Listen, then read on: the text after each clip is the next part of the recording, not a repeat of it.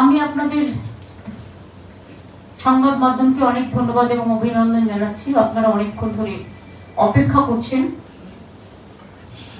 আজকে আমরা মেনলি কোচবিহার, জলপাইগুড়ি, আলিপুরদুয়ার, দার্জিলিং, কালিম্পং, দক্ষিণ দিনাজপুর, উত্তর দিনাজপুর, মালদা ও মুর্শিদাবাদ নিয়ে, মানে যেগুলো বন্যার প্লাবনে প্লাবিত হতে পারে এবং অলরেডি হয়েছে, তাদের সবাইকে নিয়ে মিটিং করলাম।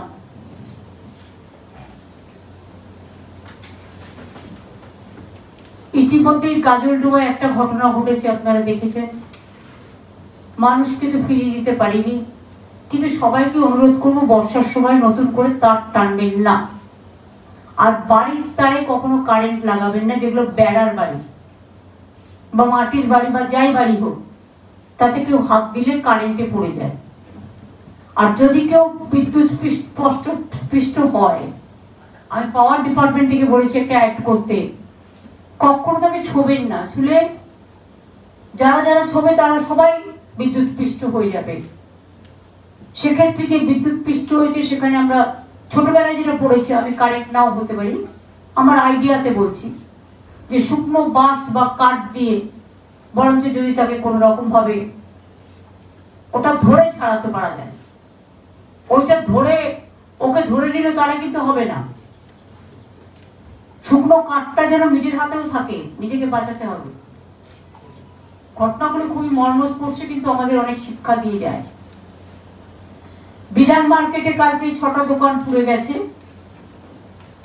আমি গৌতম দেবকে দায়িত্ব দিয়েছি 6টা দোকান তৈরি করে দিতে, এবং ডিজাস্টার ডিপার্টমেন্ট থেকে, যেহেতু ওদের কি কাপড় জামার দোকান ছিল, কসমেটিক্স এন্ড কাপড় দোকান, আর যেহেতু এটা পুজোর সময় এভাবে পুড়ে গেছে, তাই গভর্নমেন্টের ডিজাস্টার ডিপার্টমেন্ট থেকে 1 লক্ষ টাকা করে সেই 6টি দোকানকে দেওয়া হবে।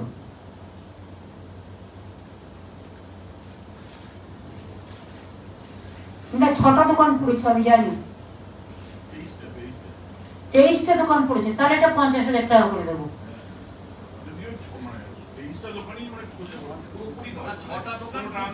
6টা দোকান যারা ব্যাডলি এফেক্ট হয়েছে তাদের 1 লাখ করে দেওয়া হবে, আর যেগুলো অল্প হয়েছে সেটাকে 50,000 টাকা করে দেওয়া হবে পুজোর সময়, আর দোকানগুলো তৈরি করে দেওয়া হবে।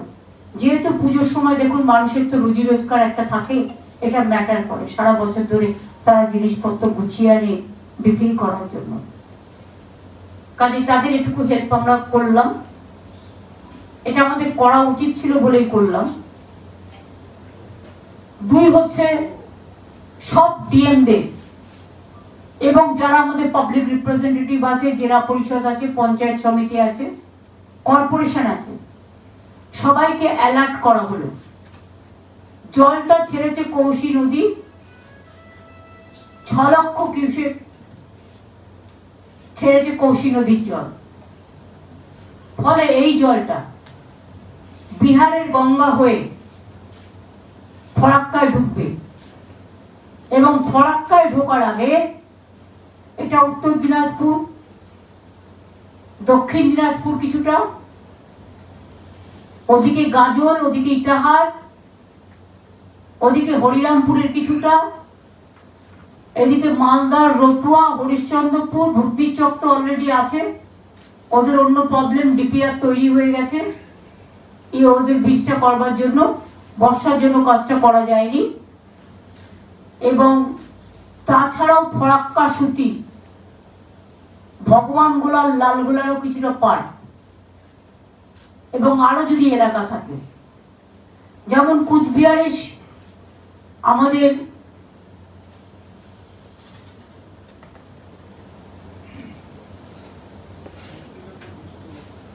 না মেকলিগঞ্জ যেমন আছে কিছুটা, হলদিবাড়ি, দিনাটা, শিকাই কিছুটা আছে, তুফানগঞ্জ, এগুলো দেখে নেওয়া হবে।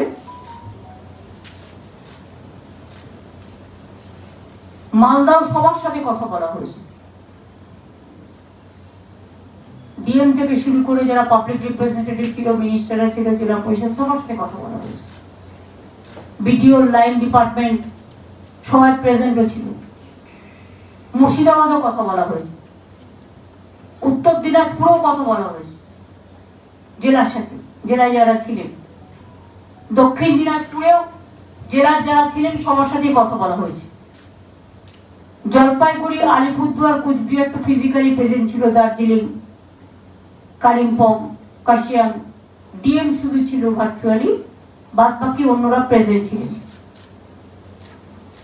যা যা বন্যা ত্রাণে করা দরকার, যা যা ফসল বীমা, মানে ফসল নষ্ট হয়েছে বা শস্য নষ্ট হয়েছে, আমাদের শস্য বীমার একটা টাইম করা থাকে প্রতি বছর 31শে সেপ্টেম্বর পর্যন্ত। কিন্তু যেহেতু লাস্ট উইক অফ সেপ্টেম্বর এই বন্যাটা আসছে, তাই ওটা আমরা এক্সটেনশন করে দিয়েছি এবছরের জন্য 31 অক্টোবর পর্যন্ত। বৃষ্টি যেই থেমে যাবে, শস্য বীমার আন্ডারে টাকাটা total government of West Bengal দেয়। চাষিদের 1 পয়সাও দিতে হয় না, তারা চিন্তা করবেন না। শস্য হোক, চাষের জমি হোক, তার শস্য বীমা আপনি পাবেন। রাস্তাঘাটগুলো একটা ইনস্ট্রাকশন আমাদের এমএলএদের এবং লোকসভার এমপিদের দেওয়া হয়েছে যে গ্রামীণ রোড তার এলাকায় এবছরটা তারা করবে। যেগুলো তারা করতে পারছে সারা বাংলা জুড়ে বলা হচ্ছে, যেটুকু তারা করতে পারছে সেটা জানাবে ডিএমদের। তাহলে আমরা যেগুলো করব সেটাকে বাদ দিয়ে করবো, যাতে একটা কাজের ডবল ব্যয় না হয়। ঘরবাড়ি যেগুলো ভেঙে গেছে, ইতিমধ্যেই আপনারা জানেন গভর্নমেন্ট অফ ইন্ডিয়া ফ্লাডেও 1 পয়সা আমাদের দেয় না। যদিও flood control board, flood action এগুলো গভর্নমেন্ট অফ ইন্ডিয়ার অধীনে, ফরাক্কা ড্রেজিং করে না, ফলে ফরাক্কায় আরো জল জমা রাখতে পারত, যার জন্য বিহারও ডুবে, বাংলাও ডুবে। দুটো রাজ্যেরই প্রবলেম হয়। ড্রেজিংটা করলে 6 লাখের জায়গায় অন্তত 4 লক্ষ ধারণ করতে পারত, তাহলে এই জায়গাগুলো অনেকটা কম ডুবত। একদিকে পুজো, অন্যদিকে বন্যার থাবা, সবটাই মানুষের পাশে থাকতে হবে। পুজো বলে বন্যার ত্রাণে মানুষের কাছ থেকে সরে গেলে হবে না, এটাও কিন্তু একটা সেবা। সুতরাং বন্যার ত্রাণের মানুষের কাছে দাঁড়াতে হবে, পাশে দাঁড়াতে হবে। ভর্তিতেও 2 জন মারা গেছে নৌকাডুবি হয়ে, তাদেরও 2 লাখ টাকা করে দেওয়া হবে। আর 2 জন পরিযায়ী শ্রমিক যারা বাইরে মারা গেছেন, একটা ডেড বডি আসতে পেরেছে, একটা পারেনি, তাদের পরিবারকেও 2 লাখ টাকা করে দেওয়া হবে। এছাড়া প্রত্যেকটা প্রাইমারি হেলথ সেন্টারে অ্যান্টিভেনাম রাখতে বলা হয়েছে, যাতে সাপে কামড়ালে কেউ যেন বাড়িতে নিয়ে অপেক্ষা না করেন। সাপে কামড়ালে সঙ্গে সঙ্গে জায়গাটা বাড়িতে যা আছে গামছা টামছা দিয়ে খুব শক্ত করে বাঁধুন। বেঁধে প্রাইমারি হেলথ সেন্টারে চলে যান, মেডিকেল কলেজে চলে যান, হেলথ ডিপার্টমেন্ট, হেলথ হসপিটালে চলে যান। ওখানে অ্যান্টিভেনাম রাখা আছে, অ্যান্টিভেনামটা দিতে হবে, তাহলে সে সঙ্গে সঙ্গে বেঁচে যাবে। কি কেউ যদি অপেক্ষা করে তাহলে কিন্তু তার সেন্স নাও আসতে পারে। জল যেমন অপেক্ষা করায় না। আমি পাঁশকুড়া থেকে ফিরছিলাম, দেখলাম ন্যাশনাল হাইওয়েটা শুকনো, 15 মিনিটের মধ্যে দেখলাম কোমর পর্যন্ত জল। জল আগুন, সাপে কামড়, হৃদরোগ, এই টাইপের কিছু অসুখ আছে। প্রেগনেন্ট মাদার, গর্ভবতী মা, তারা কিন্তু তাদের সময় মতো ট্রিটমেন্টটা করতে হয়, অপেক্ষা করা যায় না। তাতে মা এবং শিশু দুজনেরই প্রবলেম হতে পারে। জল থেকে শুরু করে, কমিউনিটি কিচেন থেকে শুরু করে, আমি নিজেও গভর্নমেন্ট ছাড়াও কিছু ড্রাই ফ্রুট বিভিন্ন জায়গায় পাঠাচ্ছি, যাতে গভর্নমেন্ট একা তো সবকিছু করতে পারে না। আমাদের পুলিশের লোকেরাও খুব ভালো কাজ করছে রিলিফে, তারাও গভর্নমেন্টের জিনিসগুলো এলাকায় এলাকায় পৌঁছে দিচ্ছেন। এটা একটা বড় কাজ, কিন্তু পুজো আসলে তাদের আবার ল অ্যান্ড অর্ডার আছে। গঙ্গার পার্শ্ববর্তী অঞ্চলে যারা আছেন, যারা জানেন জল উঠলে উঠতে পারে, এখন নেই বলে কালকে উঠবে না তার কোনো ব্যাপার নেই, কারণ যে জলটা ছেড়েছে সেটা আসতে 24 ঘন্টা লাগে। ফলে তারা যেন কালকে রাত্রি 12টা থেকে ডিএমএসপি মাইকিং করে অনেক জায়গায় লোককে শিফট করিয়েছে, এবং যতক্ষণ মহালয়ের হাই টাইড না কাটছে এবং ওয়েদার ডিপার্টমেন্ট ক্লিয়ারেন্স না দিচ্ছে, ততক্ষণ যারা গঙ্গা ভাঙন বা গঙ্গার সামনে এলাকায় বা বন্যা ক্লিষ্ট অবস্থায় আছেন, তাদের বলবো প্লিজ কষ্ট করে কয়েকটা দিন রিলিফ সেন্টারে থাকুন। বাড়ি বাঁচবে বাড়ি থাকলে, জীবন থাকলে, কিন্তু জীবন চলে গেলে শুধু বাড়ি থেকে কোনো লাভ নেই। আগে জীবনটা বাঁচান, একটা জীবন খুব দামি। যারা নৌকো করে বিভিন্ন অঞ্চলে ত্রাণ দিয়ে বেড়ান, তাদের বলবো লাইফ জ্যাকেট ছাড়া স্পিড বোট এবং নৌকা ইউজ করবেন না। গত 3 দিন আগে আপনারা দেখেছেন, 4-5 দিন আগে, যেদিন আমি মিদনাপুরে ছিলাম, বীরভূমের ডিএম, আমাদের এমপি অসিত মাল এবং এমএলএ রানা, শামিরুল ইসলাম এমপি, এরা প্রায় ডুবে গেছিল, কোন রকম প্রাণে বেঁচে ফিরে এসেছে। এই সতর্কতাগুলো দেখে রাখতে হবে। বাদবাকি সব ডিপার্টমেন্টকে যার যার দায়িত্ব, যার যার কাজ এই সময় সবাইকে বুঝিয়ে দেওয়া হয়েছে, এবং প্রত্যেকটা জেলার সাথে কথা বলে বলে, আজকে আমি উত্তরবঙ্গ করলাম, দক্ষিণবঙ্গের মধ্যে মুর্শিদাবাদের আমি জঙ্গিপুর এটা এবং ফরাক্কার জায়গাগুলো করলাম, মালদার সাথে যে দুটো এলাকা আছে। বাদ বাকি আগামীকাল আমাদের যেমন এখান থেকে ফিরে গিয়ে ক্যাবিনেট আছে পুজোর আগে, তারপরে ক্যাবিনেট কমিটি ইনফ্রাস্ট্রাকচারের মিটিং আছে, তারপরে আমরা আবার দক্ষিণবঙ্গের যে জেলাগুলো আরেকবার করে তাদের কাছে ডিটেলস খবর নেব এখনো পর্যন্ত কি অবস্থা আছে। এটাই ছিল আমাদের আজকে মিটিং এর। উত্তরবঙ্গে এসে কোথায় জল উঠেছে, কোথায় ওঠেনি, কোথায় উঠতে পারে, কি কি সাবধানতা অবলম্বন করা দরকার, সবকিছু নিয়ে আমার সাথে চিফ সেক্রেটারি ছিলেন এবং আরো প্রায় 10 জন প্রিন্সিপাল সেক্রেটারি ছিলেন। এছাড়াও আমি চিফ সেক্রেটারিকে বলেছি মহালয়ের দিন পর্যন্ত, মহালয়ের হাই টাইড পর্যন্ত 2 জন করে principal secretary of the department, highest officer, এই 6টি জেলায় পোস্টিং থাকবে। তারা ডিএম এর সাথে কোঅপারেশন করে, কোঅর্ডিনেশন করে, যদি কোনো প্রবলেম হয়, আমাদের ডিজাস্টার ডিপার্টমেন্ট 24x7 চলে, আমাদের জানাবেন, চিফ সেক্রেটারিকে জানাবেন, সেই অনুযায়ী আমরা ব্যবস্থা নেব। আমি এটুকু বলতে পারি সরকারের পক্ষ থেকে, প্রকৃতি আমাদের হাতে নেই, ড্যামগুলো আমাদের হাতে নেই। আমাদের দুর্ভাগ্য যে অন্য রাজ্যের জলটা আমাদের বন্যা ক্লিষ্ট করে দেয় এবং তাতে মানুষের প্রতি বছর খুব ক্ষতি হয়। চাষের জমি থেকে শুরু করে, শস্য থেকে শুরু করে, গবাদি পশু থেকে শুরু করে, প্রাণহানি থেকে শুরু করে, এমনকি আজকে আমি হরকাবানের কথাও মনে পড়িয়ে দিয়েছি, যেটা এতে হয়েছিল আপনারা জানেন, মালবাজারে।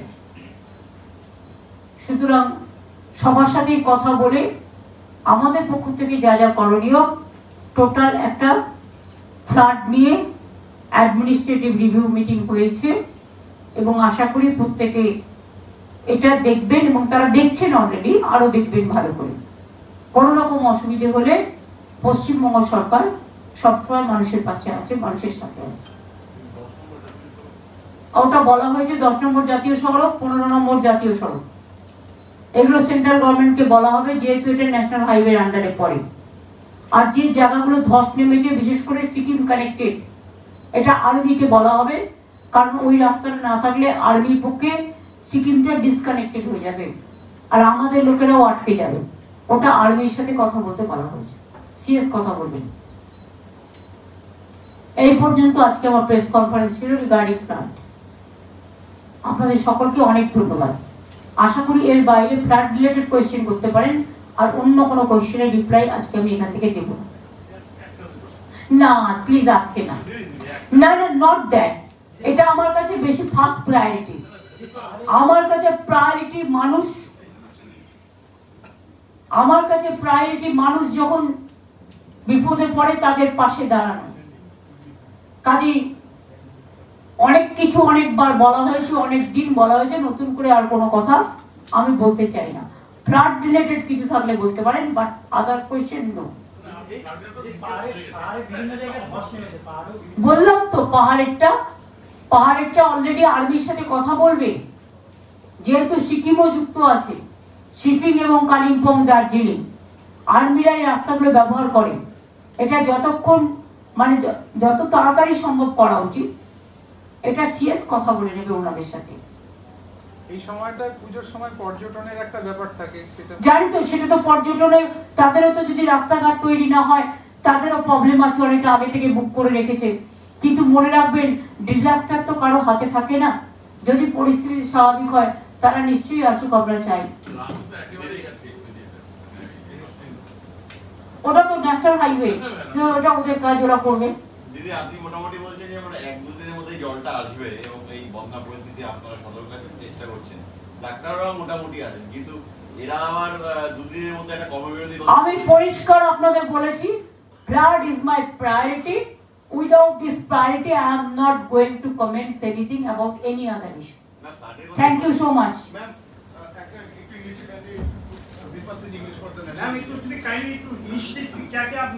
This flood, you know, Bengal have become the flood affected area like anything.